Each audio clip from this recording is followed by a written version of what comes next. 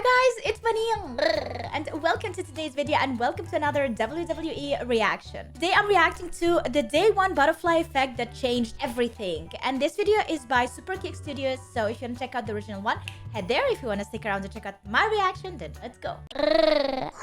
The date was January 1st, 2022. The location, Atlanta, Georgia. The event, the first ever WWE Day 1 pay-per-view. On this day, a butterfly effect would take motion that continues to live on till this very day. I hope you know what butterfly effect is. If you don't, then there's the definition for you.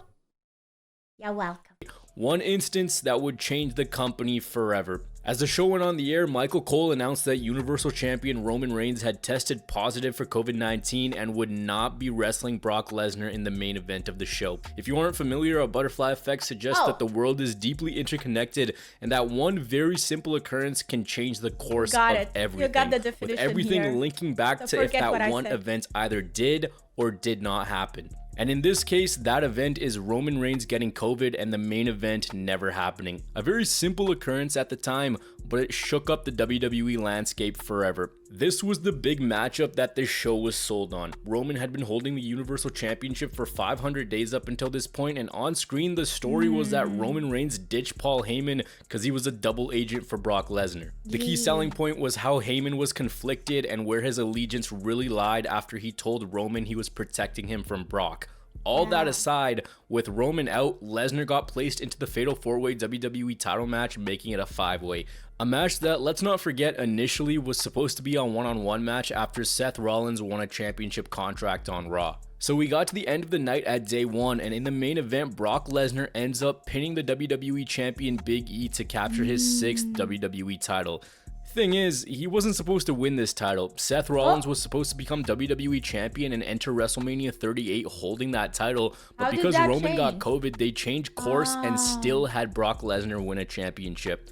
Yes, I said still had Brock Lesnar win a championship, because both world titles were supposed to change hands on this night. Seth Rollins, the new WWE champion, while the Universal Championship was going to go to Lesnar, ending the 500-day reign of Roman Reigns. A championship run that's now crossed well over into the 1200-day mark, something that wouldn't have been possible had Brock ended it right there. The report also suggests that Heyman would have returned to help Brock because Heyman appeared with Brock the very next Raw, so in turn, would you have babyface Roman Reigns right now? I don't really know. Though the results were pretty simple at the time, this changed the WWE forever because as the months went on, that one announcement, that one positive COVID test continued to change the company. The plan headed into... Oh my god, imagine like really negative things affecting something really positively in a way.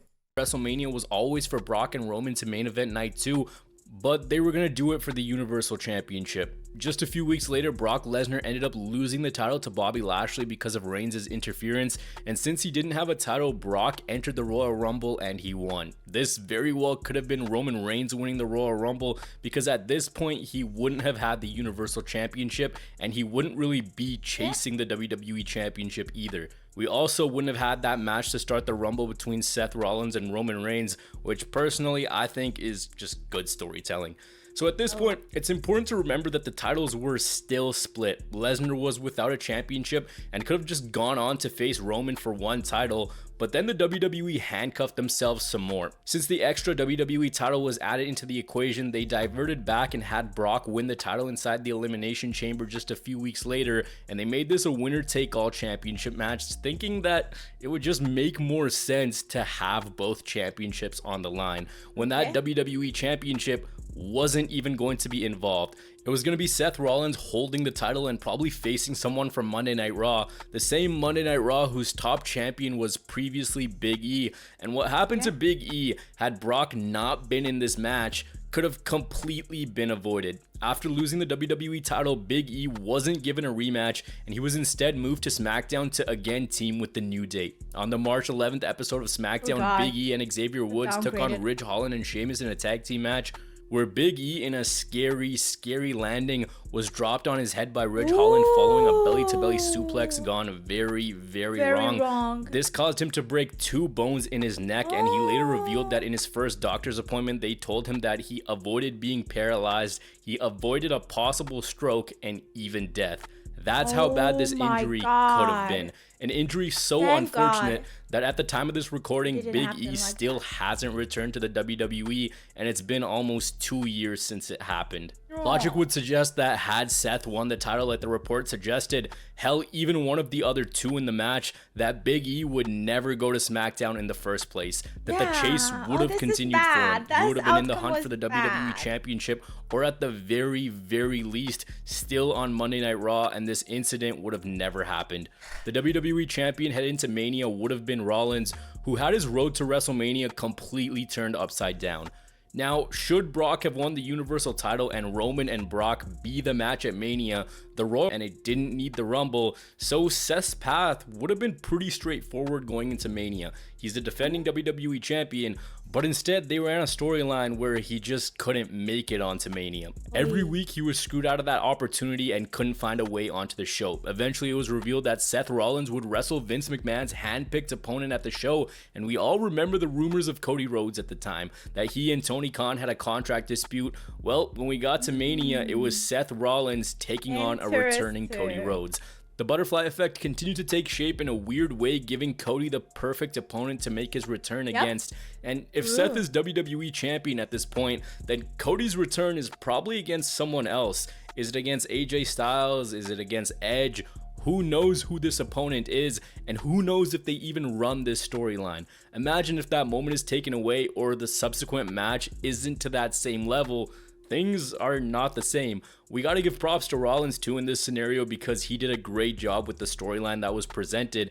Had it been someone else, would it have worked? Would it not have worked? We don't Who know. knows? Also, this was the first of a trilogy. Remember that iconic night in Chicago where Cody Rhodes marched into Hell in a Cell with a torn pectoral? I still haven't reacted to well, this. if Rollins isn't there, if he's still holding the WWE Championship, that's probably not happening. So there's a possibility that some of the craziest moments that made 2022 so surreal are gone. But we gotta keep going with this thing. We continue on with WrestleMania, where on night 2, Roman Reigns became a double champion. On a night that was supposed to just be for one title and wouldn't have had him at 500 days up until that point, he became a double champion, and now both titles were on Roman, which, let's be honest, ended up screwing over Monday Night Raw, which was left without a full-time champion. If you remember what happened next, things get a bit crazier. Cody Rhodes opened up the Raw after Mania, and his mission statement was very simple. Win the WWE Championship. Underline WWE Championship, not the Universal Championship. Alternatively, if someone from the Raw brand is the WWE Champion, that rise, that path may have been completed sooner rather than later. Also, is Cody realistically there at that same point in time prepping for his Hell in a Cell match, injuring his pec? Losing Cody for the rest of the year could have completely been avoided. That's why it's a butterfly effect. One simple occurrence can cause a huge ripple down. What also would have changed was the main event for SummerSlam 2022. It was reported that headed into the event, the main event was supposed to be Randy Orton and Roman Reigns for the undisputed WWE Universal title. Randy Orton ended up getting injured at the hands of the Bloodline. If, again, things are different, does that injury end up happening and we lose Randy for 18 months? If Randy stays around... You are literally talking about every possible... Like, a lot could have happened. But I am glad it happened the way it did, though. We get a rivalry between RK Bro. Is the spotlight of Randy and Riddle being together enough to make Riddle not get released from the company, not get in trouble? Who knows? So it would have been Randy and Roman as the main event of SummerSlam 2022. What would Brock have done in this case? Would we have the crazy tractor spot? Also, what could have been different is Austin Theory at this point might have already had a WWE Championship reign. In the summer of 2022, Vince continued to give Theory a mega push, having him win the Money in the Bank contract, but he later went on to just cash in on the United States Championship. And if Raw had a full-time world champion, maybe the higher-ups take a chance and let Theory become champion for a little while and continue to show why he's the future. But again, that didn't happen. If Raw still had a champion, that would have been a complete possibility, tracing right back to day one in that main event. What ended up happening, because both the titles were on one guy, is as the days went on, WWE started to become more and more reluctant to pull the trigger, and the result of having one guy as the champion is the numbers started to inflate. So a title reign that was supposed to top out at around 500 days stretched longer and longer and longer. With that, the bloodline story simply exploded. That was the biggest beneficiary of Roman not losing at day one. Then WWE doesn't place Sami Zayn in that role of being comedic relief. Sami Zayn then doesn't blossom into the superstar that he's become. You don't have the tribal court segment. You don't get the Usi segment. The crazy turn at the Rumble, gone. The Chamber in Montreal, wave it goodbye. Because Roman kept the titles and the number grew larger and larger, the mystique grew. So anything that's connected to Roman probably isn't the same. One of those matches is against Drew McIntyre at Clash at the Castle. Drew is still yet to win a world championship in front of a live crowd, and when WWE were in Cardiff, it felt like the perfect opportunity, but it didn't end up happening. Do you think Drew will win in WrestleMania? Let me know in the comment down below. I feel like he deserves a championship. Alternate universe, Drew McIntyre does win in Cardiff. If there's a scenario where Roman lost the title, gained it back at Mania, the days would be a lot shorter, so WWE wouldn't feel obligated to keep it on Roman. Heck, even if it's not Roman, maybe it's Drew versus Seth, maybe it's a triple threat, maybe it's a fatal four-way where Drew does end up capturing a world title and it's a huge feel-good moment.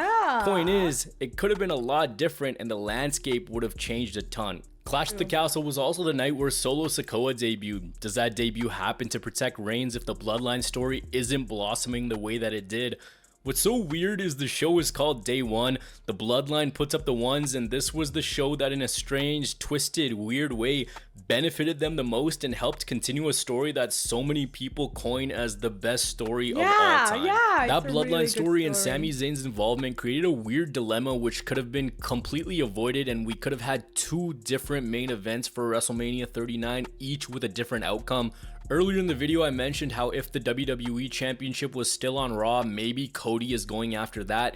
Instead, you got this dilemma where Cody won the Royal Rumble while Sami was so hot. There could have been a scenario where Cody still won the Rumble and challenged for the WWE title, poetically winning it a year after he returned.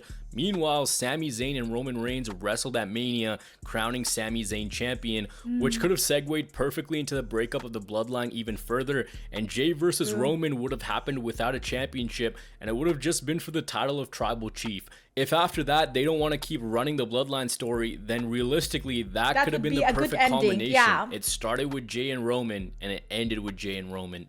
WrestleMania 39 had Cody versus Roman in the main event, with Roman Reigns retaining the championship. Again, the WWE were handcuffed because at this point, Roman Reigns was so close to history. He was at 945 days, not that far from 1,000, and we all know the WWE. They love those huge headlines. Also, the night one main event, a match which I know a lot of you love, doesn't happen. You don't get that bromance between Jay and Sami. You don't get the reunion with KO and Sami. There's so many different things that could fit into this, but one of the weirdest yet almost satisfying occurrences is the return of the World Heavyweight Champion, the same dude who was gonna win the WWE title in the first place. It's just been so glitched. A lot of fans have been enjoying the WWE lately, and there's a lot of good that came out of this butterfly effect, but it's crazy to think how much different things could have been if that one match just happened. You could actually say that it's the biggest what if in WWE history. The WWE we have right now, almost completely different. The SummerSlam main event never happens. Roman might be a babyface. The World Heavyweight Championship and Women's World Championship are not a thing. And there's so many what ifs, and then if this happens and if this happens connected to this, that you could spend days diving into the scenarios. But it stemmed from one simple occurrence that changed the timeline of the company. After day one, 2022, nothing was ever the same. Yeah. Okay, that's such a cool thing. And like, also if you think about this butterfly effect, we would not have Brock Lesnar back with some really awesome moment before all the drama. You know, like I'm not judgy. Like, I'm not gonna judge someone before it is like 100% sure and a factual thing. But in my opinion, Brock Lesnar was a really good wrestler. I don't know as a human, but as a wrestler, he was a really good one. And I would love to see him again on the screen. But the fact that I couldn't and I wasn't into WWE when he was there. It was sad, but at least I have something recent from him that was there. And without all of this, I think, what if, you know, like maybe that would not have happened. Sadly, Big E was essentially the sacrifice in this effect. Yeah, he had the worst. Like, he had the worst outcome because of this. I appreciate the type of content this guy has brought to the YouTube wrestling space. Wonder how he balances this and university. Oh, and he studies too? That's awesome. I would never be able.